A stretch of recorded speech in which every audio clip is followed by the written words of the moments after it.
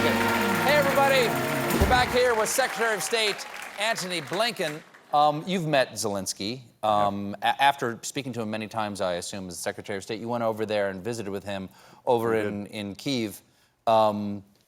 What's he like? He seems very impressive as a leader from a distance, but we know he was an actor and a comedian, so he could just be acting impressive. But what's he like in person? I got to say, Stephen, he is quite literally the embodiment of the courage of the Ukrainian people, because this is a guy who, when the bombs started coming in, the missiles started flying, he could have left town. He could have gotten out of Kyiv. He didn't. He stayed.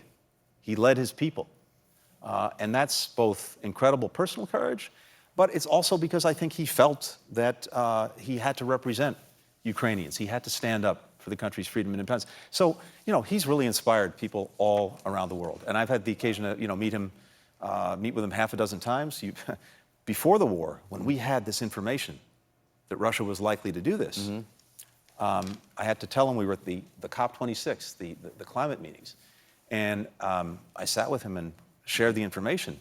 Telling someone that Russia may be about to invade your country is definitely an eye-opener. But he has proven to be remarkably resilient. And of course, he's also, I think, made a powerful fashion statement out of the green T-shirt. So when we visited,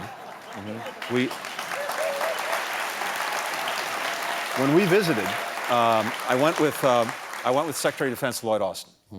And if you're going to go into a conflict zone with anyone, you want to go in with Lloyd Austin. Because you can stand behind him. Yes, he's a huge exactly. man. He's a big guy.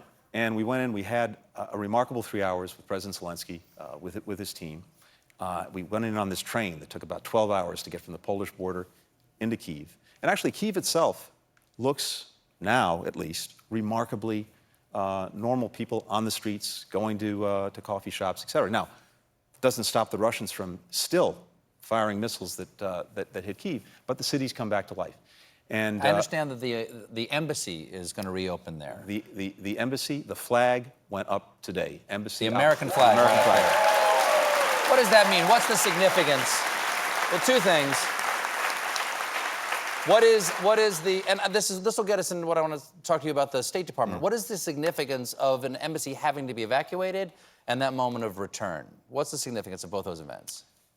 My first responsibility in this job as secretary is to look out for the well-being of the men and women of the State Department. I've got to have their security uppermost in mind.